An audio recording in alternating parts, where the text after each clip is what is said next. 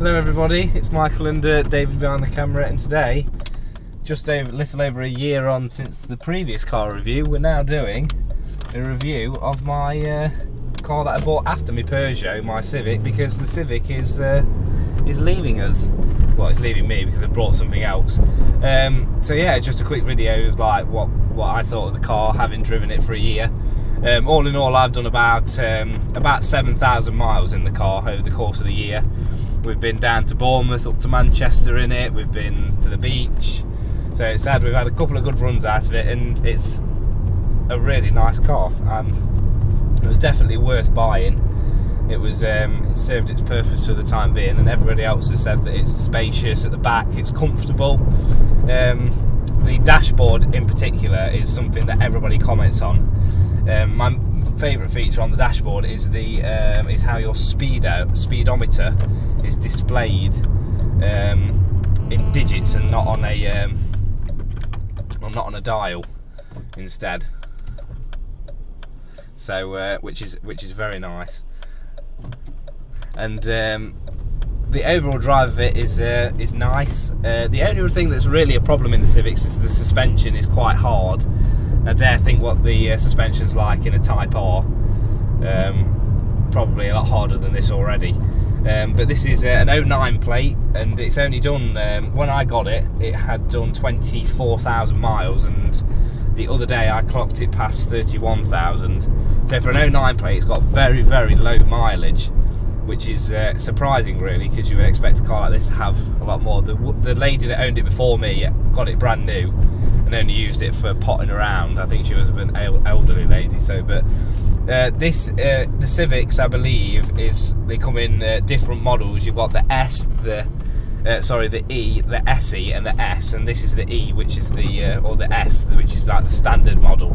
So there's no sat-nav, there's no cruise control or anything like that, which is unfortunate. But this one has been fitted with the heated seats, which is really nice, particularly when it's leather interior. And it's also had fitted, because I got it from Available Car, the rear parking sensors as well, which, particularly because in the Civics, like I would call it the spoiler, it's not really a spoiler, the rear spoiler goes straight across the back window, so it skews your vision a little bit. So the parking sensor was definitely a good idea for like £200. It was definitely something that I'm glad I had. But all in all, the climate control, I love the heated seats. Everything about it, I haven't really got any faults with it, to be honest. The only reason I'm selling it really is because I want something with sat nav and cruise control, because obviously we're going to a lot of these Comic Cons, and spending 3.5 hours down to Bournemouth with my foot on the accelerator the whole time, and then 3.5 hours back is not particularly something that I want to get into a habit with doing. So, and David was not happy that he had to hold the sat nav for 3.5 hours there and 3.5 hours back either, which was funny. Painstaking, yeah, and me moaning at it going, I can't fucking see it! I don't know where I'm going, I'm in the wrong lane! And then your sat-nav sends us a fucking completely different direction.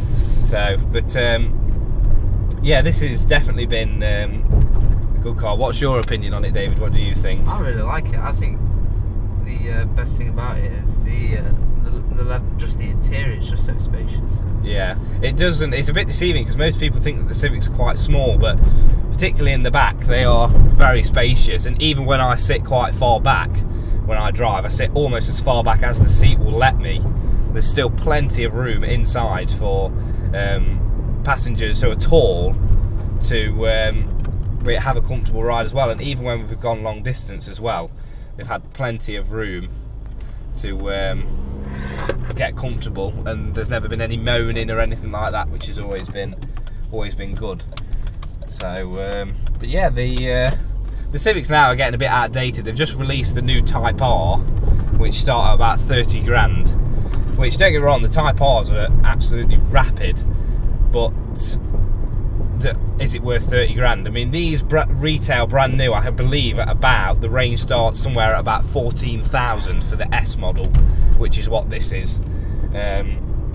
So if you're looking for something like the top of the range model that's standard from Honda, comes with the sat nav, the cruise control, the sunroof as well, the glass sunroof and all that. It's all singing or dancing really.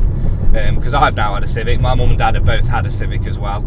It's been a bit of like a running family thing to have a Civic, which is nice. But that's one of the reasons why I bought it. They said that they're such good cars for the price that available car did for me. It would have been stupid to turn it down.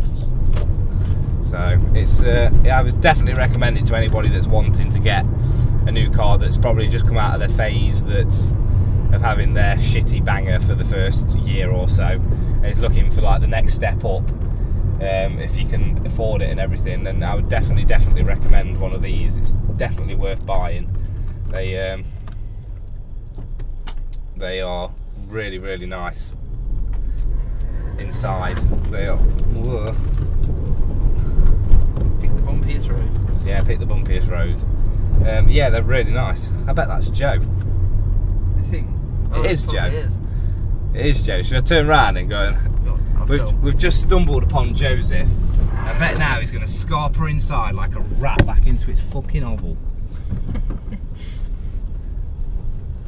Curb. There we go. Oh, fucking.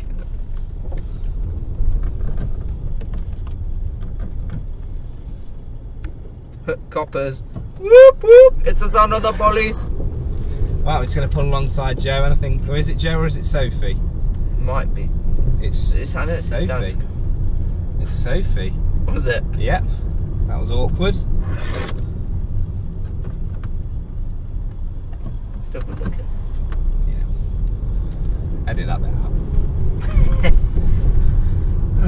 Any more words? Yeah, I definitely recommend getting one of these. Obviously, the Civic design and shape and everything now is becoming a bit outdated. Like, even though this is an 09 plate, which is old for a car, being in like 6 years old now, it's not done many miles. But the thing is, though, it's preparing for stuff is starting to go wrong. That's a problem. Stuff is it will start to go wrong, and that's kind of what I want to get rid of. I don't want to be having to fork out a lot of money on more than one occasion in a year for things to go wrong. So that's another reason why I'm getting rid of it.